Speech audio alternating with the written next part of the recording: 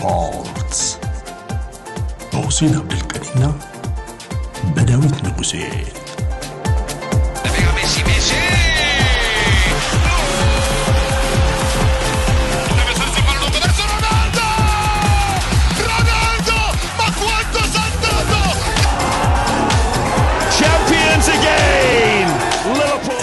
HD Sports ሰላም እንዴት ናችሁ ብለናል። HD ስፖርቶች መተናል። ቅዳሜ ነው ማለዳ ነው። 45 ደቂቃ የሚቆይ ዝግጅታችን በተወዳጁ ብስራት ኤፍኤም 101.1 ጀምሯል። እንዲሁ HD ዩቲዩብ ላይ ፕሮግራማችን ይደመጣል።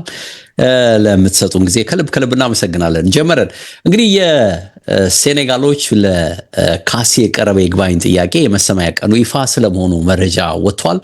እንደሚታወቀው ካፍ ዋንጫው ለእናንተ አይገባም ለሞሮኮች ነው የሚገባው በሚል ስነ ስርዓቱ ከተጠናቀቀ ከ57 ቀናት በኋላ መወሰኑ ይታወቃል። ለዛ ይግባኝ ጠይቀው ይሄ ቀን ይፋ ሆኗል መቼ ይግባኙ እንደሚሰማ። ከዛ ውጪ ከክሎፕ ጋር የተያዘ መረጃ አለን። ክሎፕ እንግዲህ ኃላፊነት ወስደዋል የጀርመን ብሔራዊ ቡድን አሰልጣኝ ሆነው። ከወዲሁ ግን የጋዜጠኞች ጫና የሚኖር ከሆነ ኃላፊነት ለመልቀቅ ሁሉ በአንድ ቀን ዝግጁ ነኝ የሚል ሀሳብ ሰንዝረዋል። ዝርዝር ጉዳዮች ግን ወጥተዋል። ይህንን ቡድን በምን መልኩ ወደ ስኬት ሊመሩት ይችላሉ፣ ምን ለውጥ ያመጣሉ የሚሉ ሰፋ ያሉ ጉዳዮች እየወጡ ነው፣ እናነሳለን። ከዝውውር ጉዳዮች ጋር በተያዙ በርካታ ነገሮች እየወጡ ነው። በነገራችን ላይ ሮድሪና ሪያል ማድሪድን ያገናኘው ጉዳይ እንዲሁ ዲያሞንዴን በተመለከተ ሪያል ማድሪድ የገባበት ሁኔታ በስፋት እየተነሳ ነው። አርሰናል እንግዲህ ጥያቄ ያቀርባል ተብሎ እየተጠበቀ ነው የሚገኘው ለኒውካስሎች። በእርግጥ ግን የሚቀርበው ሂሳብ አሁንም ውድቅ ሊሆን የሚችልበት እድል አለ በሚል ነው እየተነሳ ያለው። ከብሩኖ ጊማሬሽ ዝውውር ጋር በተያያዘ ያለውን ጉዳይ እናነሳለን። እንግዲህ ሌሎችም በርከት ያሉ ጉዳዮች አሉ። ላክሯን ጨምሮ በቼልሲ ቤት የሚደረጉ እንቅስቃሴዎች፣ በርካታ ነገሮች እናነሳለን። ብቻ እናንተ አብራችሁ እንድትሆኑ እንደ ሁልጊዜውም በማክበር ጠየቅን። በአካል እንዴ ነህ ብያለሁ። አለን ዴቭ እንዴት አለ? አድማጭ ተመልካቾቻችን እንዴት ናችሁ ብያለሁ። ተገናኘን። እንግዲህ አንዳንድ የዝግጅት ጉዳዮች ከወዲሁ ሞቅ እያሉ ነው አይደል? ቡድኖች የዝግጅት ጉዳይ ያደረጉ ነው። በእርግጥ በርከት ያሉ ቲሞች ተጫዋቾቻቸው የሉም። ትልልቅ ቲሞች አንዳንዶቹ ከ8 እስከ 10 የሚደርሱ ተጫዋቾችን ያጣሉና በእርግጥም ደግሞ እንግዲህ ዓለም ዋንጫው ላይ እስከ መጨረሻ የተሳተፉ ተጫዋቾች በትንሹ የ3 ሳምንት የዝግጅት ጊዜ ያስፈልጋቸዋል፣ የእረፍት ጊዜ ያስፈልጋቸዋል የሚል ነገር ይነሳል ደጋግሞና ብዙ የሚባል ነገር ስላለ እንግዲህ ቀጣዩ ዓመት የሊጎች ጨዋታ ምን መልክ ይኖረዋል፣ በተለይ ከድካም ጋር የተያዘ የሚነሱ ከጉዳት ጋር የተያዘ የሚነሱ ጉዳዮች ተጽዕኖ ያሳርፋሉ አያሳርፉም የሚነሳ ነገር እንደሚሆን እንጠብቃለን። ግን ዝግጅቶች የተጀመሩ ነው አይደል? ዩናይትድም ትናንት ጨዋታ ስለማድረጉ ሰማን፣ 5 ጎል ስለማግባቱ። ሜሰን ማውንት እንግዲህ የአማካኝ ሮል ተሰጥቶት እንቅስቃሴ ማድረግ ስለመጀመሩ ተደጋገመ። በነገራችን ላይ ይሄ ሮል በሂደት ሊሰጠው ይችላል ወይ፣ ከመጡ ተጫዋቾች ጋር እንዴት ተፎካክሮ ይዘልቋል የሚል ነገር ይነሳል። ግን ካሪክ ይህን ተጫዋች በአማካኝ ተጫዋችነት እየሞከረው ስለመሆኑ መረጃዎች እየሰማን ነው። ለሁሉም እዚህ ጉዳይ ላይ አናተኩርም፣ ግን ከአፍሪካ ጉዳይ ልነሳና ወደ ዕለቱ ጉዳዮቻችን በጥልቀት እንሂድ። የሚሻለው የሚመስለኝ እሱ ነው። በአካል የተለየ ነገር ምትለኝ ከሌለ? አይ የተለየ ነገር የለም። ያው ተጫዋቾቹ ረፍት ላይ ናቸው እያልክ ነበርና ምባፔን እና ሃላንድን የተለያዩ ቦታዎች ላይ ያየናቸው ነበረ። እንግዲህ በቪዲዮ በፎቶ ምናምንና በደንብ የረፍት ጊዜያቸውን እየጀመሩ ነው። ግን ለአሰልጣኞች ጫና አለው እና ደግሞ የፔዤ እና የቼልሲ የባለፈው ዓመትን እንቅስቃሴ ካየ ፔዤ ዘግይቶ ወደ ውድድር የመጣበት እድል የተፈጠረው አንደኛ በክለቡ ወርልድ ካፕ ምክንያት ነው። የቼልሲ የዓመቱ በጣም በደካማነት እንዲጠናቀቅ ምክንያት የሆነው በዛ በዓለም የክለቦች ዋንጫ ላይ ያደረገው ተሳትፎ ተጫዋቾቹ የነበራቸው ድካም ነውና ደግሞ የዓለም ዋንጫውም እዚሁ አሜሪካ እና አካባቢው ላይ ስለተደረገ የአየር ንብረቱም አለና በእንደዚህ አይነት የአየር ንብረት ተጫዋቾችን ለጉዳት የሚዳርጉ ነገሮች ሊኖሩ ይችላሉ። እንግዲህ ከወዲሁ ስራዎችን አሰልጣኞች እንዲያስቡና በተለይ ረጅም ርቀት የተጓዙ ቡድኖች ውስጥ ያሉ ተጫዋቾችን ከጫና ነፃ አድርገው የሚጀምሩበት ጊዜ ይመስላል ዴቭ አይደለ? ይሄ ክለቦች የቅድመ ውድድር ዝግጅት እና ሊጉም ሲጀመር እንደዛ ሊጎቹም ሲጀመሩ በእንደዚህ አይነት መልኩ ምናይ ቀስ እያሉ ውድድር ሲገቡ በኋላ የምናነሳው የሮድሪም የጉዳት ሁኔታ ሰምታል። የአርሰናሉም ተከላካይ እንደዚሁ የሱን ቆየ ነው የሳሊባ ሌሎችም ነገሮች እንዳሉ ስንሰማ ነበር። ይሄን ለማለት ነው ዴቪድ እንደነበር በርከት ያሉ ተጫዋቾች አሉ በነገርህ ላይና በተለይ አሁን አርሰናል በጣም ቁልፍ ተጫዋቾቹ ኦልሞስት ከመጨረሻው ውድድሩ ጊዜ ድረስ ነበሩና ራሱ 5 ሳምንት አማሚና 4-5 ሳምንት የዝግጅት ነው በትንሹ 3 ሳምንት ነው አይደል የሚሉት አሁን በትንሹ 3 ሳምንት ያስፈልጋቸዋል ነው የሚሉት ረፍትና 3 ሳምንት ራሱ በቂ ረፍት ጊዜ ነው። በጣም ግራ አጋቢ ነው ለአንዳንድ ተጫዋቾች 60 ምናምን ጨዋታ አድርገ ዓለም ዋንጫውን እዚህ ላይ ደግሞ ጨምረህበት አስበውና በጣም ከባድ የሚሆን ነው ይመስለኝ። ለሁሉም ግን የምንጠብቃቸው ነገሮች ይኖራሉ። የዚህ የሴኔጋልን ጉዳይ አስቀድሜ ላንሳ። በርግጥ አድማጭ ተመልካቾቻችን ኢትዮጵያ ውስጥ ይሄ መረጃ ከትናንት ጀምሮ ስለወጣ ሰምተውት ሊሆን እንደሚችል ግምት ወስዳለሁ። ግን ይሄ በካፍ የተነጠቁት ዋንጫ በተግባር አይደለም። ኦፍ ኮርስ እንግዲህ በተግባር ሁላችንም ያልተቀበልነው በተግባር ሁላችንም አልተቀበልነውም እና አሁን እንግዲህ ይግባኝ ብለው ካስ ይሰማል ነው ጉዳዩን የተባለውና ልዩ ነገር ለኦክቶበር ቀጠሮ ይዟል። ለኦክቶበር 8 በፈረንጆች ለኦክቶበር 8 ስዊዘርላንድ ሉዛን ውስጥ እንግዲህ ሄድኳርተሩ በሚገኝበት የካስ ሄድኳርተር ወይም ደግሞ ዋናው ጽሕፈት ቤት በሚገኝበት ይሰማል ነው የተባለው። ጉዳዩ በዝግ ነው የሚሆነው ተብሏል። ዝግ እንዲሆን ደግሞ የተጠየቀው በሁለቱም ወገኖች ነው ተብሏል። እንግዲህ ክስ አቅራቢው ስህተት ነው ብላ ወደ ካስ የወሰደችው እንግዲህ ሴኔጋል ነች። እነዛ ደግሞ አይ ብለው እንግዲህ የሚቀርቡት ደግሞ ሞሮኮች ናቸው። ሞሮኮች ብቻ ሳይሆኑ እንግዲህ ካፍም ጉዳይ ስለሚመለከተው ካፍም ጉዳይ ውስጥ አለና ያው በዝግ እንዲሆን ተብሏል ነው የሚለው። ሁለቱንም አካላት ነው የከሰሰው ይላል። የሚገርሙ ሴኔጋል ኳስ ፌዴሬሽን ካፍንም ሞሮኮ ሮያል ሞሮኮ ፉትቦል ፌዴሬሽንንም ነው የከሰሰውና ስለዚህ ይጠበቃል። በእርግጠኝነት ብዙዎች የሚጠብቁት የሴኔጋል የዋንጫ የበላይነት በዛው ጸንቶ ይቀጥላል የሚለውን ነው እንደ አትሌቲክ መረጃ። ግን አንዳንዴ ደግሞ ምን እንደሚፈጠር አይታወቅም ነው የሚለው። ሩሊንጉ ወይም ደግሞ ውሳኔው በዕለት ዕለት በተሰማ ቀን ወዲያውኑ ነው የሚታወቀው የሚል መረጃ እዚህ ላይ ተያይዞ ወጥቷል። ኤክስፔክትድ የሚደረገው በዕለቱ ውሳኔ ያገኛል ተብሎ ነው። የሚራዘም ከግምት ውስጥ የሚገባ ቀናት ምናምን የለውም፣ በዕለቱ ይታወቃል የሚል መረጃ ሰፍሮ አይቻለውና ከዛ ውጪ እንግዲህ እንደምታውቀው የተፈጠረውን ኢንሲደንት ወደ ኋላ መለስ ብሎ የመዳሰስ ነገር ይታያል። እዚህ ዘገባ ላይ ያየሁት እሱ ነው። 57 ቀን ፈይቶበታል ውሳኔው ከተጠናቀቀ በኋላ። ሞሮኮች ወዲያው ጠይቀው ነበር። ካፍ ግን በጊዜው አልተቀበለውም ነበር ጉዳዩን። ይሄ የተፈጠረውን ኢንሲደንት በፎርፌ እንዲጠናቀቅ ጉዳዩ ጠይቀው ነበር፣ አልተሳካም። በኋላ ግን እንዳልነው ሁላችንም እንደገረመን ሁሉ 57 ቀን ቆይተው ውሳኔውን ገልብጠው ለሞሮኮ ዋንጫውን ሰጥተዋል። በተግባር ደረጃ አዋጭ ነው አዋጭ አይደለም እንግዲህ ዓለም የተዘባበተበት ጉዳይ ስለሆነ የካፍም ማሳፋሪ ጉዳይ ስለሆነ ደግመን ማንሳት እሱን የሚጠበቅብን አይመስለኝም። ግን በጊዜው ሲቀጣ ሴኔጋልን $615,000 ቅጣት ቀጥቷታል። የሴኔጋሉን ብሔራዊ ቡድን አሰልጣኝ ታዮ ነው ማን ነው እዚህ ጨዋታ ላይ ምንድነው ማን ነው ለታዮ ሪሲቭ 5 ማች ሰስፔንሽን። ታዮ የተባለው ተጫዋች የ5 ጨዋታ ሰስፔንሽን ጥሎበትና $100,000 ቅጣት አለበት ይላል።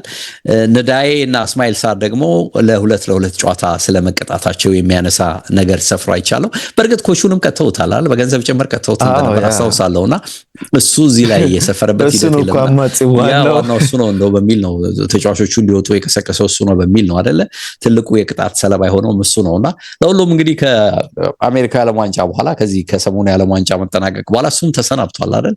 ትንሽ አስገራሚ ነበር የሱም ራሱ።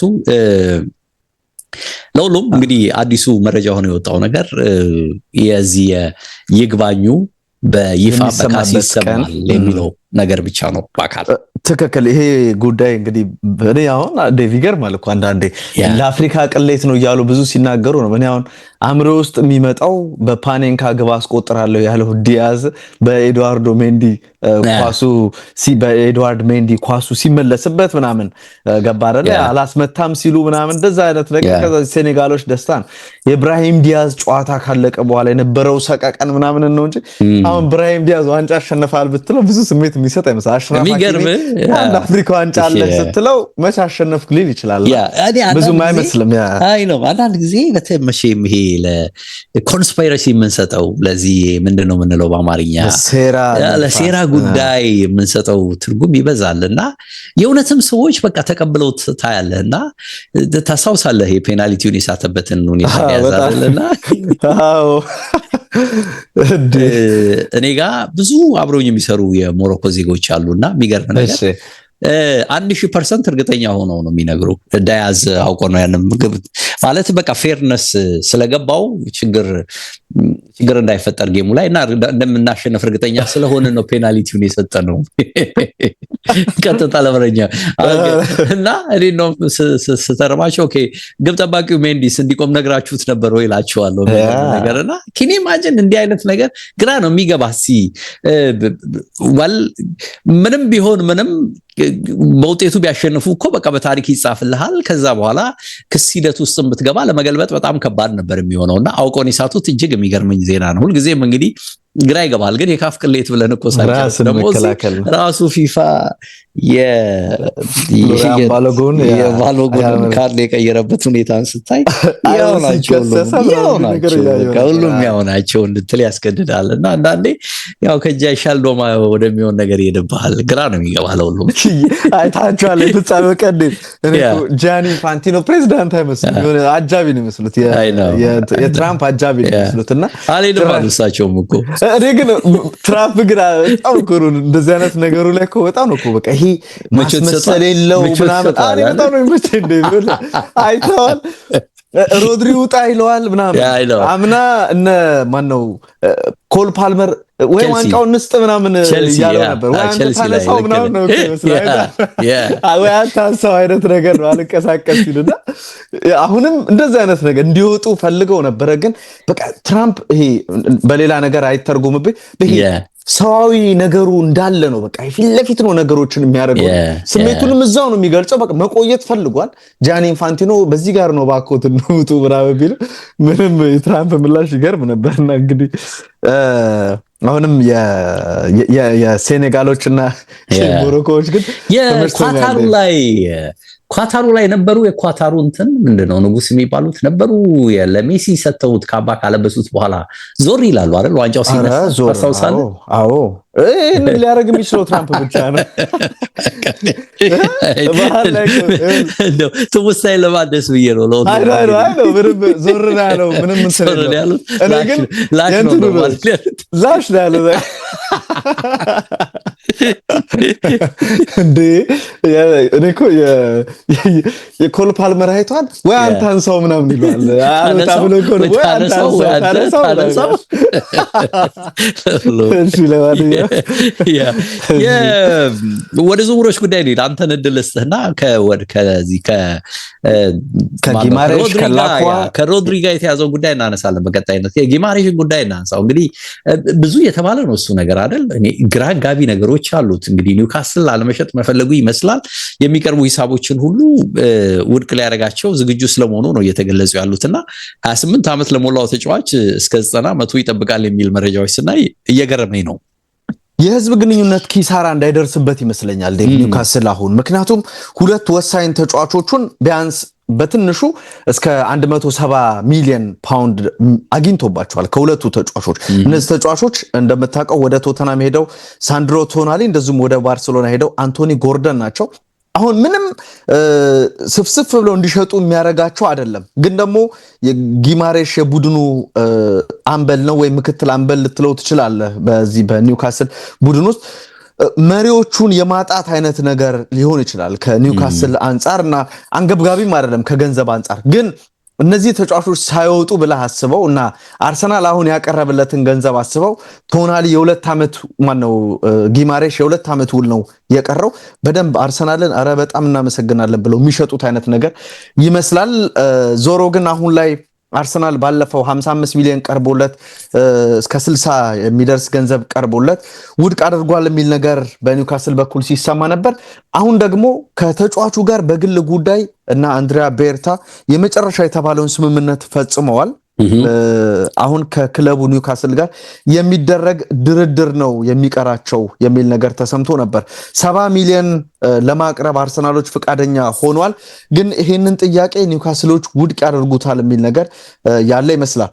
በአርሰናል በኩል ያለ ይሄንን ተጫዋች የመውሰድ ከፍ ያለ ፍላጎት እንደተነሳው እንደ ራይስ ሌሎችም ተጫዋቾች ከጉዳት ጋር ሊቸገሩ ይችላሉ የሚል ስጋት አለ በአርሰናል በኩልና ይሄን ተጫዋች እንደ ግዴታ እየቆጠሩት እንዳለ በኒውካስል በኩል ፊል አድርጓል። ኒውካስሎች ተጨማሪ ገንዘብ የመፈለግ ነው እንጂ ተጫዋቹን ለመሸጥ በደንብ ልባቸው የፈለገ ይመስላል። ዴቭ እንግዲህ እነዚህን ተጫዋች በተመለከተ አርሰናል ደግሞ የተጫዋቹን ፍላጎት በደንብ ልቡን ያወቀው ይመስላል።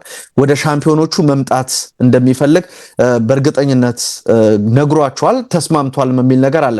በቀጣይ ሳምንት ቡድኑን በፕሪሲዝን ካምፑ ይቀላቀላል ተብሎ ነው የሚጠበቀው፣ ሪፖርት ያደርጋል የሚል ነገር አለና እንግዲህ የ3 ሳምንት ረፍት ተሰጥቶታል። ቅድም አንተም ስታነሳ እንደነበረው ከዓለም ዋንጫው በኋላ አሁን ወደ ቡድኑ ይመለሳል። ግን ይመለሳል ማለት በቡድኑ ይቆያል ማለት አይደለም። የአርሰናል የተሻሻለ ገንዘብ አሁን 70ውን ያቀርባሉ፣ ውድቅ ያደርጉባቸዋል ተብሎ ይጠበቃል። ከዛ በኋላ ከፍ ያለ ገንዘብ ይፈልጋሉ።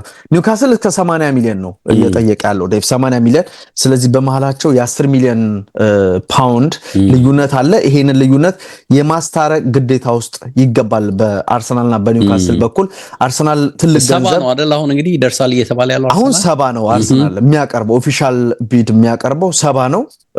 ኒውካስል ግን ውድቅ ያደርገውና 80 ያምጡ ወይም ከ70 ከፍ ያለ ገንዘብ እንዲያመጡ ነግረው ይሸኟቸዋል የሚል ነገር እየተነሳ ይገኛል። እንግዲህ ከዚህ ተጫዋች ጋር በተገናኘ አርሰናሎች ሌሎችም ታርጌቶች አሏቸው እየተባለ ይገኛል። ሁሊያን አልቫሬዝን ከአትሌቲኮ ማድሪድ ለማምጣት አሁንም ከፍተኛ ጥረት ይደረጋል።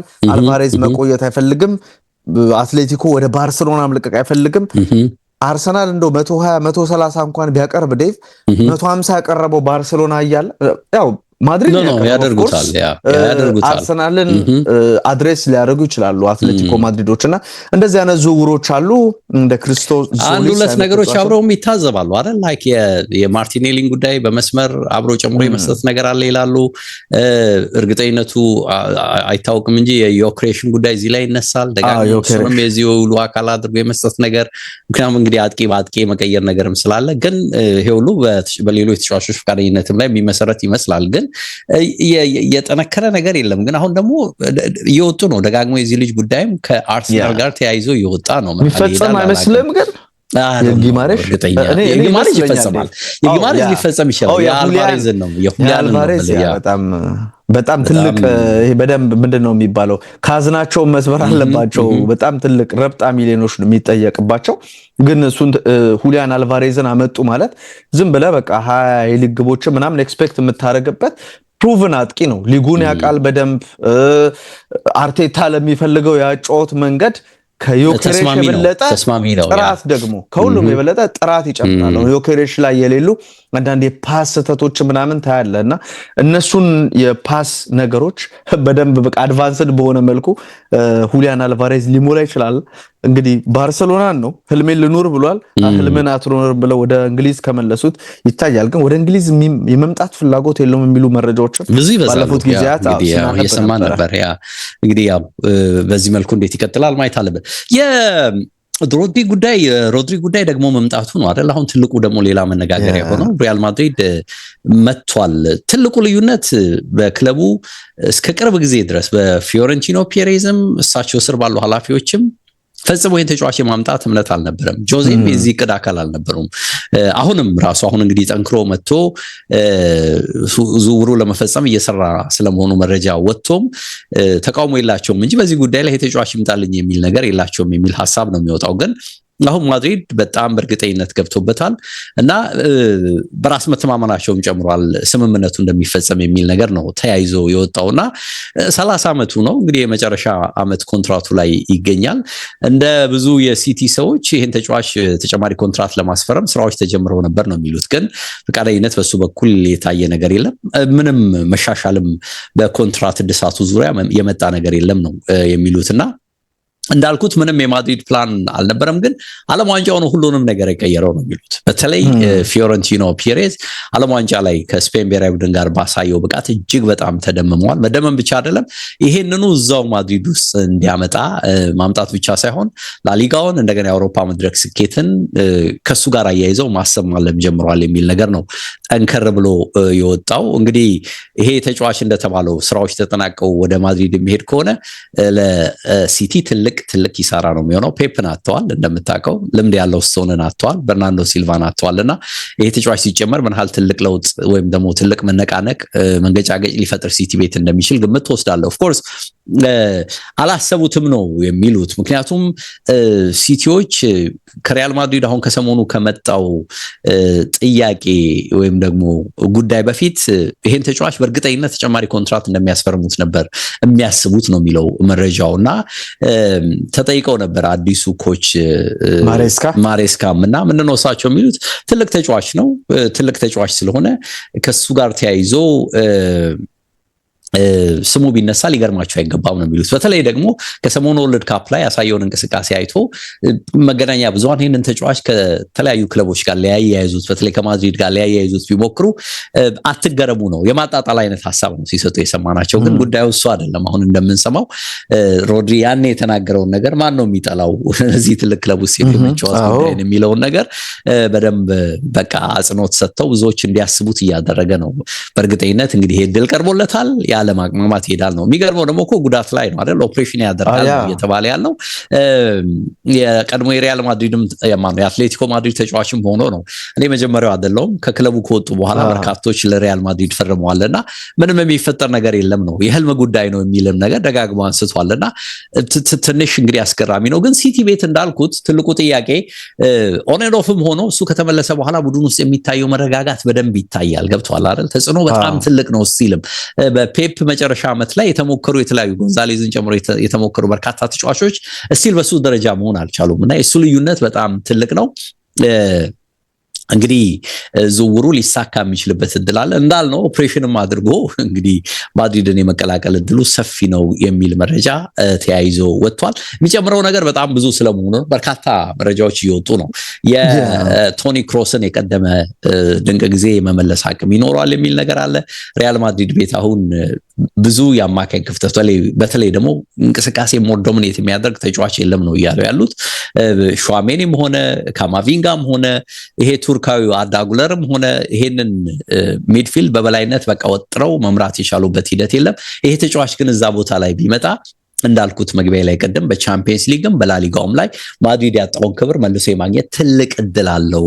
በዚህ ላይ ደግሞ እንግዲህ ከስፔን ጋር ሻምፒዮን ነው፣ የባሎንዶር አሸናፊም ነው የሚል ነገር ይነሳል። ግን ጥያቄው ለአንዳንዶች ይሄን ተጫዋች እኮ አጣጥለውት ነበር ከቪኒ የባሎንዶር ጉዳይ ጋር በተያያዘና መልሶ ወደዛ መሄዱ እንዴት ነው የሚል ጥያቄ እንዲነሳ እያስገደደ ነው። ግን ያ ሌላ ጉዳይ ነው፣ ያ የግል ጉዳይ ነው። ይሄኛው ግን ደግሞ የህልም ጉዳይ ነው የሚሆነው። ምንም ጥያቄ ሊሆን የሚችል ነገር የለም ነው እያሉ ያሉትና ግን ለማድሪዶች እንዲህ አይነት ዝውውር በታሪካቸው አልነበረም ነው የሚሉት። በተለይ ጋላክቲኮ ብለው ነው ያሰቡት ያሉት። ግን ከእድሜው አንጻር ምን አይነት ጋላክቲኮ ነው የሚሆነው የሚል ነገር በተወሰነ መልኩ ሲያነሱ ወይም ደግሞ የአፕሮች ለውጥ ስለመኖሩ እያነሱ አይቻለውና ይሄ ተጫዋች ግን እንግዲህ ወደ ማድሪድ የሚሄዱ ነገር ትልቅ ምርታ እየፈጠረ ነው የሚል ነገር ተያይዞ ወጥቷል። ማካል ይደመማሉ። ትክክል ነው። ፍሎረንቲኖ ፔሬዝ ኦሊሴን እያሉ ነበር አይደል? የዓለም ዋንጫ ላይ እያሳየ ባለው ተጽዕኖ የሮድሪም ጉዳይ ቢነሳ ዴቭ ዓለም ዋንጫው ላይ ቢያሳየው ብቃት በተለይ የመጨረሻዎቹ ሁለት ጨዋታዎች ላይ የነበረው ተጽዕኖ የፈረንሳዩ ጨዋታ እንደዚሁም ደግሞ የአርጀንቲናው ጨዋታ ላይ የነበረው ኦፍ ኮርስ የአርጀንቲናው ጨዋታ ላይ አጠገቡ ሜሲ ነው የነበረው። ሜሲ አይከላከልም፣ እሱ እንደፈለገ በቃ ይሄ ዝም ብሎ ነው ሲመላለስበት የነበረው። ይሄንን ተጫዋች በተመለከተ ማድሪድ እንደምታውቀው ሪትም ሴተር ይፈልጋል አይደል? የቡድኑ ሪትም ሴት የሚያደርግ የሚቆጣጠር በሱ ያጫወት ቅኝት እንዲሄድ የሚያደርግ ተጫዋች ይፈልጋል። ቶኒ ክሮስ ያንን ይሰጣቸው ነበር፣ የለም። ከዛ ውጭ ቡድኑን ባላንስ የመጠበቅ ሞድሪችም እንዲሁ ነበር አይደል? ሞድሪችም የለም፣ ያ እንደ ባላንስ ሞድሪችም የለም። ይሄን ነገር ማድረግ ተስኗቸው ነበር። ኢቭን ሞድሪችም ኖሮ ክፍተት ነበር ቶኒ ክሩስ የሚሰጣቸውን ነገር ሞድሪችም አልሰጣቸውም። ለሲቲዎች አስቆጭ ይመስላል ዴቭ። በተለይ የሚቆጩት አሁን ያነሷቸው ሁለት ጨዋታዎችን ከተመለከቱ በኋላ ከዛ አስቀድሞ ቢሆን በቃ የባለንዶር አሸናፊ የነበረው ሮድሪ ከጉዳቱ ከዛ ከኤሲኤል ጉዳቱ በኋላ አብሮ የለም የአካል ብቃት ሁኔታው ምናምን እያሉ ይናገሩ ነበር። ግን አሁን እንዲያስቆጫቸው የሚያደርግ አይነት አወጣጥ ሊወጣ ከጫፍ የደረሰ ይመስላል። የተጫዋች የሚለቅ ይመስለኛል። ተለቅ ገዘፍ ያለ ገንዘብ የሚያቀርቡ ከሆነ የተጫዋቹን ፍላጎት ታክሎበት ሲቲ ደግሞ እዚህ ላይ መርሳት የሌለብን ኤሊዮት አንደርሰንን በ116 ሚሊዮን እሱ ቦታ ላይ የሚጫወት ተጫዋች ነው። ኤሊዮት አንደርሰንም ሌላ ምርጥ ብቃትን በዓለም ዋንጫውም ያሳይቶናል። በኖቲንግሃም ፎረስትም ይሄን ያሳየን የደገመልን አይነት ተጫዋች ይመስላልና ሮድሪን መውሰድ ለሪያል ማድሪድ ትልቅ የአማካኝ ክፍል አፕግሬድ እንዴ መሪነት በዚህ ላይ ሊደርሺፕ ኳሊቲው ለምዱ በዚህ ላይ ደግሞ አሁን የሚታማው የማድሪድ መልበሻ ቤት አንዱም ከስራ ባህል ጋር የተያዘ ጉዳይ ነው። ያንን ፈጽሞ በቃ ሊያስቀርላቸው ይችላልና ዩኒፋይ የሚያደርግ ተጫዋችም ይፈልጋል። በደንብ የሚያገናኛቸው ይመስለኛል ከብዙ ነገሮች አንፃር። አምበሉ ፌዴ ቫልቬርዴ የሚደባደብ ከሆነ ምን ትፈልጋለህ? በቃ ይሄ ቡድን አንድ ዩኒፋይ የሚያደርገው ወደ አንድነት የሚያመጣ አይነት ተጫዋች ያስፈልጋል። ሮድሪ ደግሞ እዛው የማድሪድ ሰው ስለሆነ የስፔን ሰው ስለሆነ ይሄን ነገር በደንብ ደግሞ የሚደመጥ መርሳት የሌለብን የባለንዶር አሸናፊ እንደሆነ ይታወቃል። 2-3 ዓመት ምርጥ ግልጋሎት ሊሰጣቸው ይችላልና ምናልባት ከተፈጸመ የሚገርም ዝውውር ሊሆን ይችላል ለማድሪድ ቀጣይ ዓመት ላሊጋውን ዶሚኔት ለማድረግ ይረዳቸዋል። በተለይ ምን ይናፍቃል ዴቭ ባርሴሎና ከሪያል ማድሪድ ፔድሪ እና እሱ በተቃራኒ ሲጫወቱ አስበው። ፔድሪ አይቷል ፍጻሜው ጨዋታ ላይ ተቀይሮ ገብቶ በዓለም ዋንጫ ታሪክ በዛች ደቂቃ ውስጥ ትልልቅ ቢግ ቻንሶችን የሱን ያክል የፈጠረ የለም። ለዛውም 60 ደቂቃ መጀመሪያ አልተጫወተምና ሁለቱም የሚኖራቸው የኤል ክላሲኮ እንቅስቃሴ ላይ ተጽዕኖ ላቅ ያለ እንደሚሆን መናገር ይቻላል። የዲዮማንዴን ጉዳይ እዛው ላይ ማንሳት ይቻላል። እንዳልከው እንግዲህ ፋብሪዚዮ የተለየ ነገር አንድ ስቴፕ ከፍ አድርጎት እያየን ነው። ግን አትሌቲክ ይዟቸው የወጡት መረጃዎች እንደሚጠቁሙት ግን ንግግር ጀምሯል ነው። ሪያል ማድሪድም እዚህ ዝውውር ውስጥ ስለመግባቱ እና ከሌሎች ክለቦች ጋር ተጫርቶ ይሄን የ19 ዓመት የዊንግ ተጫዋች ለመውሰድ ጥረት ማድረግ መጀመሩ ነው የሚገልጸውና በእርግጥ በትልቁ እዚህ ተጫዋች ላይ ስራ እየሰራ ያለው ፓሪስ ሴን ጀርሜን ነው። በግል ጉዳይ ከተጫዋቹ ጋርም ተስማምቷል። የተጫዋቹን ፕሬፈረንስ ወይም ምርጫ ስለመሆኑ የሚጠቅሱ ነገሮች ሰፍረው ታያለህና ግን እንግዲህ አሁን ሪያል ማድሪድ እዚህ ጉዳይ ውስጥ ገብቶበታል ነው። እንደሌሎች ሁሉ ፍላጎቱን አሳውቋል የሚል መረጃ ወጥቷል። እንግዲህ ይሄ ነገር ይቀይራል አይቀይርም ማየት ያለብን እውነት ያለ ይመስለኛል። ግን የማድሪድ ፍላጎት ያሁን ብቻ አይደለም ነው። ከቅርብ ጊዜ ወዲህ ብቻ የመጣ ሳይሆን ካለፈው ሰኔ ወር ጀምሮ በተለይ በዚህ በመስመር የሚያጠቃ በቀይ መስመር የሚያጠቃ ተጫዋች ይፈልጋሉ ነው። በተለይ ብራያም ዲያዝ የመቆየት አለመቆየቱ ጉዳይ ፕላስም በሚጠብቁ ደረጃ ያሰቡትን ነገር ካለመስጠቱ መነሻ ይመስላል ለውጥ ለማድረግ ያስቡ ነበር የሚል መረጃ ነው እዚህ ጋር ሰፍሮ ያየሁትና አሁን ግን እንግዲህ ከምንም ተነስተው የዚህ ተጫዋች ፈላጊ ሆነው መቅረባቸው ተነግሯል። ይሄን ተጫዋች ቀድሞ ሊቨርፑል ነበር አይደል ከሁሉም በተሻለ ሲፈልገው የነበረው ይላል መረጃውና 100 ሚሊዮን ዩሮ ነበር ያኔ ሲገለጽ የነበረው። አሁን ግን ከዛም ከፍ ያለ ሂሳብ ነው እየተነገረ ያለውና በጥቅሉ እስከ 130 ሚሊዮን ዩሮ ድረስ ፍላጎት አለው ሌፕዚግን ይከፍሉ የሚል መረጃ ወጥቶ አይቻለው። ግን ገራሚ ነው። ከስፔን ክለብ ሌጋኔሽ የመጣ ተጫዋች ነው። በአጭር ጊዜ ውስጥ ነው ለውጡ በጣም ወደ ላይ ወጣው። ባለፈው አስገርሞኝ ነበርና በ24 ወራት ውስጥ እነዚህ ሁሉ ነገሮች ሆኑት በጣም እና ምን አይነት ሁኔታ ሊፈጠር እንደሚችል ይሄንን ማየት ያለብን ይመስለኛል። ግን በእርግጠኝነት አሁን የሪያል ማድሪድ ጥያቄ ኮንክሪት ከሆነ እንደዚህ ከቀረበ ይሄ ተጫዋች ወደ ፓሪስ የመሄድ ጉዳዩ ምን ይሆናል የሚለው ጥያቄ የሚሆን ነው ይመስለኝ። እንዳልከውም ደግሞ ቦታው ክፍት ሆኖ የሚጠብቀው ይመስላል አይደል? ግን ዴቭ እኔ በኔ እንዳየነው ከሆነ በዚህ በዓለም ዋንጫውም እንዳየነው ከሆነ በላይፕዚግም እንደተመለከተነው ከሆነ ይሄ ተጫዋች ቪኒ ከሚጫወትበት መስመር ላይ ሲነሳ ነው ስኬታማ የሆነው። በተለይ የመጀመሪያው ጨዋታ ላይ በዚህ በኮት ዲቮር የዓለም ዋንጫ የመጀመሪያ ጨዋታ ምርጥ እንቅስቃሴን አይ ቲንክ ኢኳዶር ነው አይደል ያሸነፉት። በዛ ጨዋታ 1-0 ባሸነፉበት ጨዋታ ምርጥ ብቃትን አሳይቶ አሳይቶ በቃ ይሄ ገንዘቡ እንዲንር ያደረገበት ምናምን ሁኔታ ነበረ። እኔ አሁንም የሚሰማኝ ቪኒ ቦታ ላይ ቢጫወት ነውና ቪኒን የመሰለ ተጫዋች እያለ እሱ ቦታ ላይ የሚጫወትን ተጫዋች ማምጣት ይሄ ማድሪድ ጉዳይ ይገርማል። ደግሞ ብሩ ቀላል አይደለም፣ 100 ሚሊዮን ነው። ለቋሚነት ነው የሚመጣው፣ ግን እዛ ቦታ ላይ ያጫውቱታል።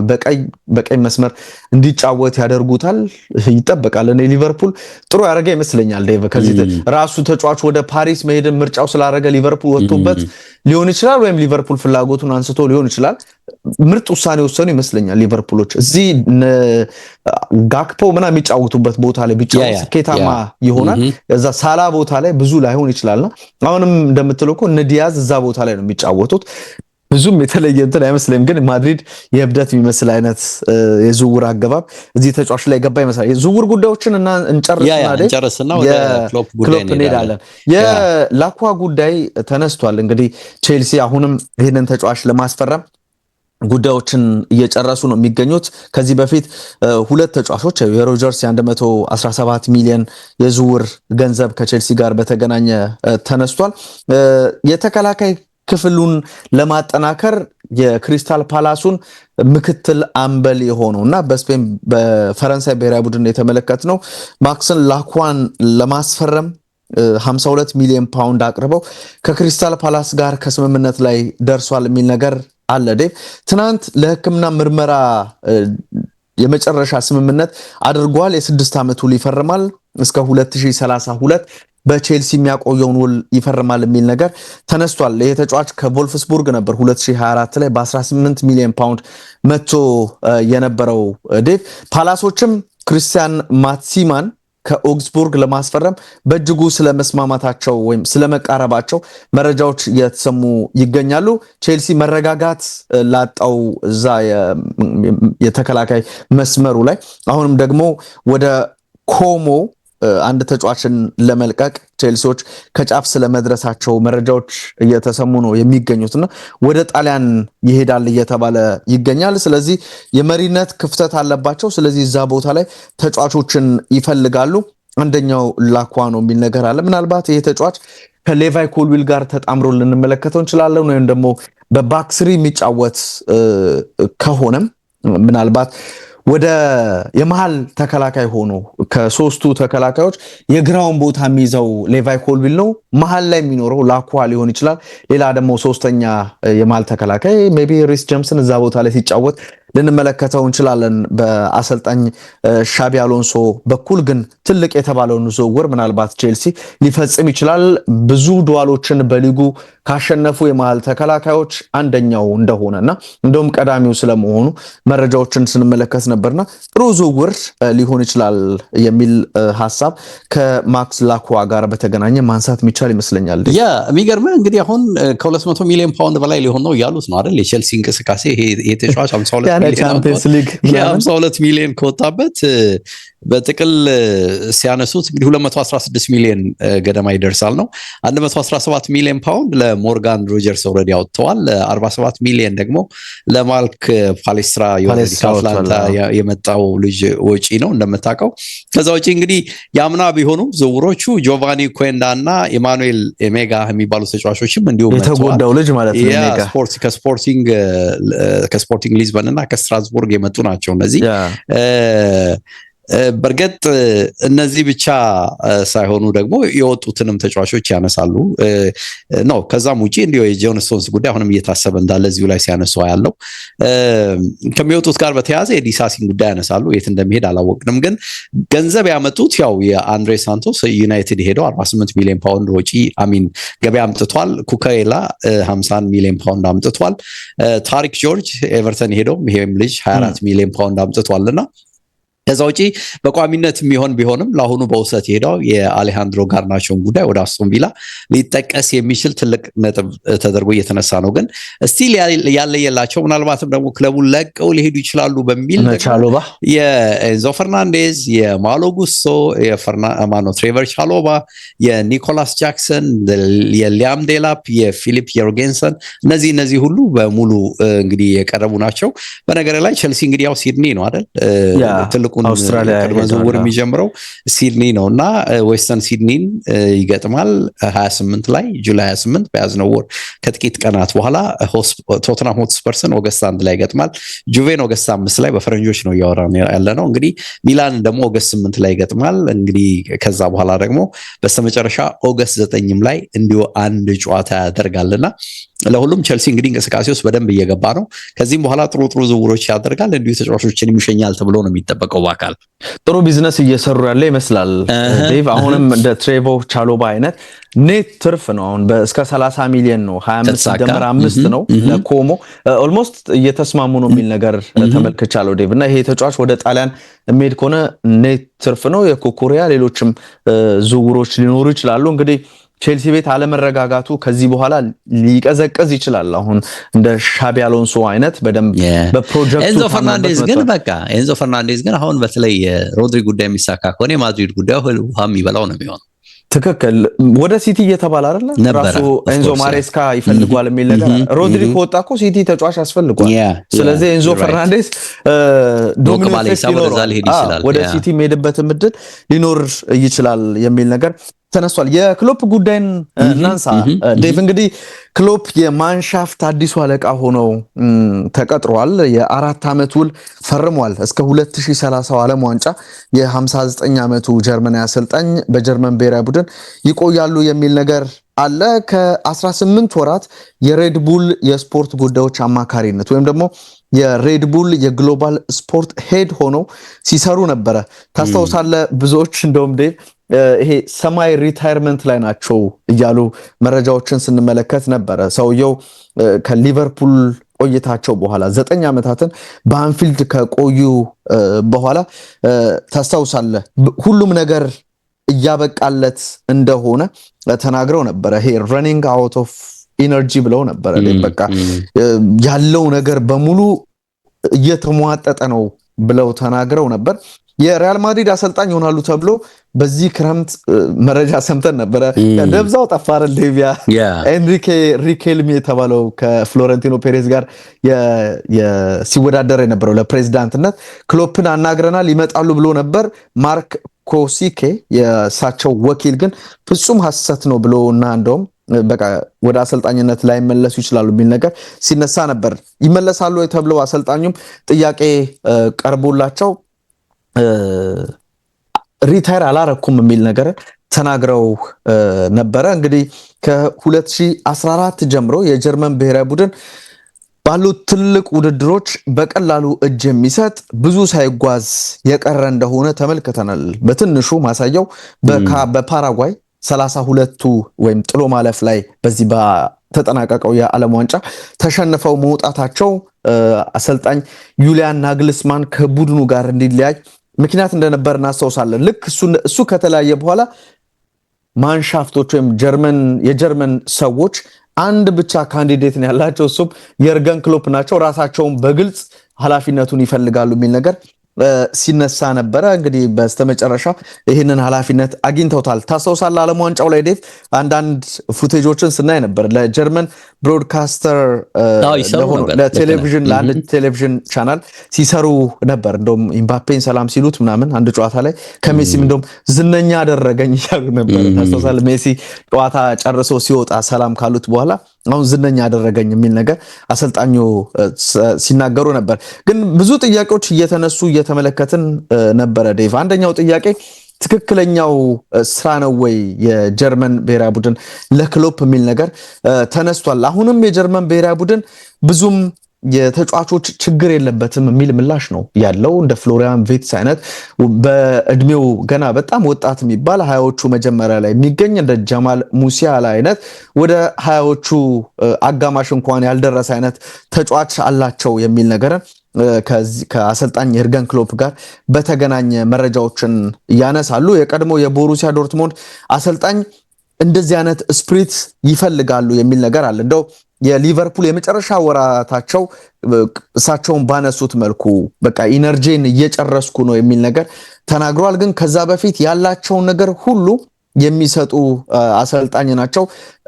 እንደውም ምን ይላል ዴቭ እንደ መረጃው ከሆነ እግር ኳስ የሚፈልገው ነገር የጀርመን እግር ኳስ የሚፈልገውን ነገር በሙሉ ለመስጠት ትክክለኛው ሰው አሰልጣኝ የርገን ክሎፕ ናቸው ብሎ የሊቨርፑል ደጋፊዎች ቻናል አለ ሬድሜን ቲቪ ይባላል የሱ አቅራቢ ነው ዴቭ ዳን ክሉቤ ይባላል ትክክለኛው ሰው ናቸው ምርጥ ስራን ማሳየት የጀመሩት በሊቨርፑል ቤት from day one ነው ይላል ዴቭ ገና ከመጀመሪያው ቀን ጀምሮ ወደ ኃላፊነት ከመጡበት ቀን ጀምሮ ነው የሚል ነገር እያነሱ ተመልክቻለሁ ከዛም ውጪ የሳቸው ፐርሰናሊቲ ይላል ዴቭ ለኢንተርናሽናል ማኔጅመንት ወይም ለዓለም አቀፍ ጨዋታዎች ለብሔራዊ ቡድን ጨዋታዎች ይሆናሉ የሚል ነገርን ያነሳሉ እንግዲህ ሰውየው 11 አመታትን በጀርመኑ ማይንስ አሳልፈዋል 2001 ላይ አሰልጣኝ ሆኖ ተቀጥሯል ከዛ በፊት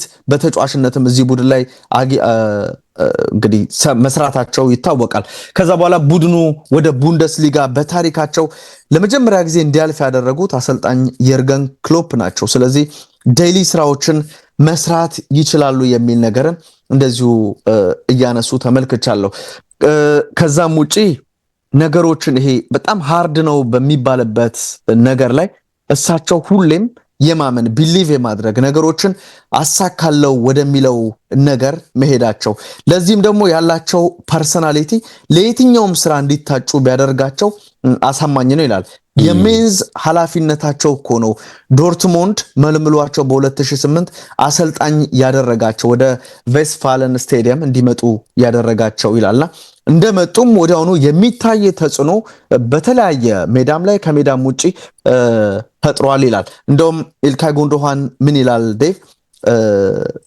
የእውነት ለመናገር እንደዚህ አይነት ኳሊቲ ያለው ነገሮችን ባንድ የመቀየር ኳሊቲ ያለው ሰው እንደ ክሎፕ አይቻላቅም ብሎ ነው የሚናገረው ከተጫዋቾች ከስታፍ ከሁሉም ጋር ያለው ነገርና ነገሮችንም በደንብ ተረድቶ ነው መስራት የሚችለው ብሎ ምስካሬነትን ይሰጣል እንደምታውቀው 4 አመታትን ከኤልካይ ጉንዶሃን ጋር በዶርትሙንድ አብረው ሰርተው ነበረ ያላቸው አፕሮች ከተጫዋቾች ጋር በጣም የሚወደድ ደግሞ የሚከተሉትም የሄቪ ሜታል ፉትቦል የሚባለው ሊቨርፑል እንዴት ደጋፊዎች እንደናፈቁት ይሄ ሃይ ኦክቴን እግር ኳስ ደግሞ ዳይናሚክ የሆነ የማጥቃት እንቅስቃሴን የሚያደርጉ እንደዚህ አይነት መንገድን የሚከተል የማኔጀሪያል ካሪየር ያላቸው አሰልጣኝ ናቸው ስለዚህ የትኛውም ስራ ቢሰጣቸው መከወን ይችላሉ በአጥጋቢ ሁኔታ ሊያረጉ ይችላሉ ሊቨርፑልን ወደ ሻምፒዮንነት የመለሱበትን መልኩ እናስታውሳለን ይላልና ክሎፕን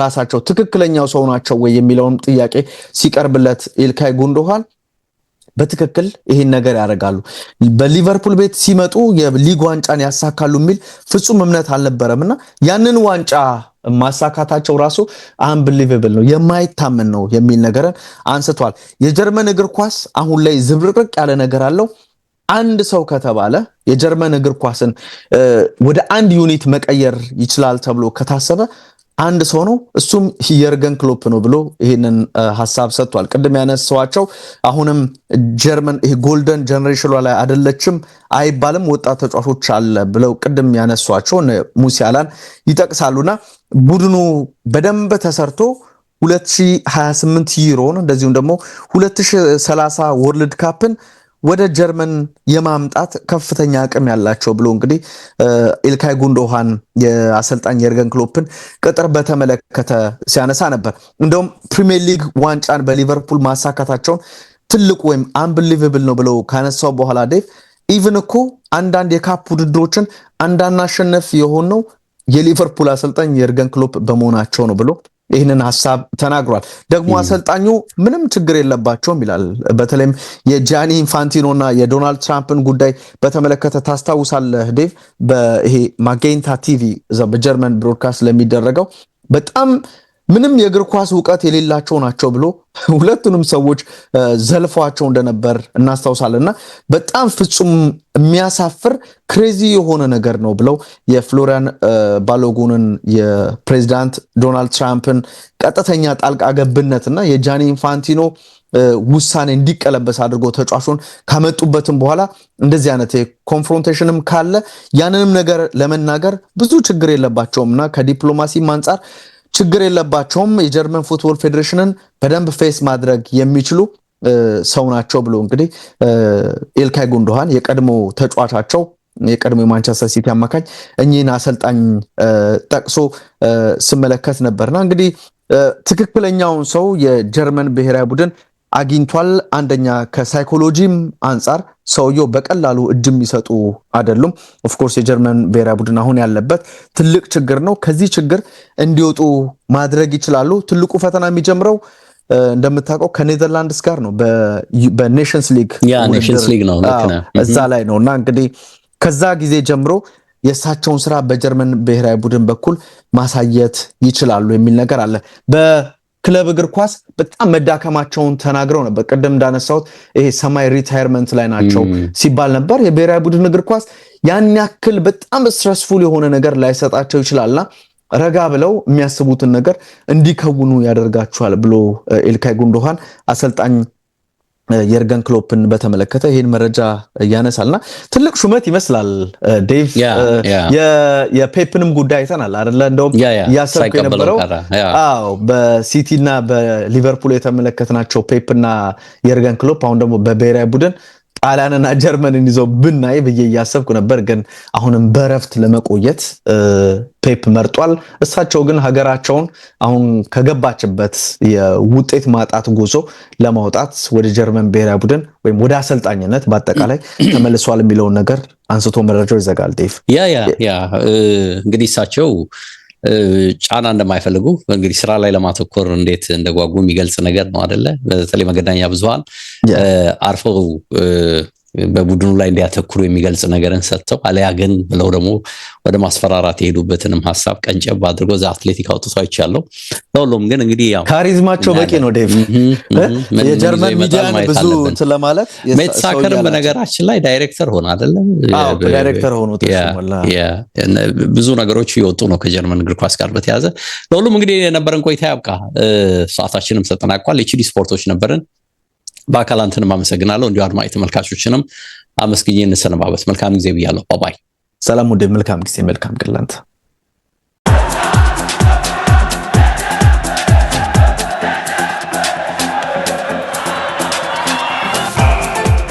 ኤችዲ ስፖርትስ በሁሴን አብዱልቀዲና በዳዊት ንጉሴ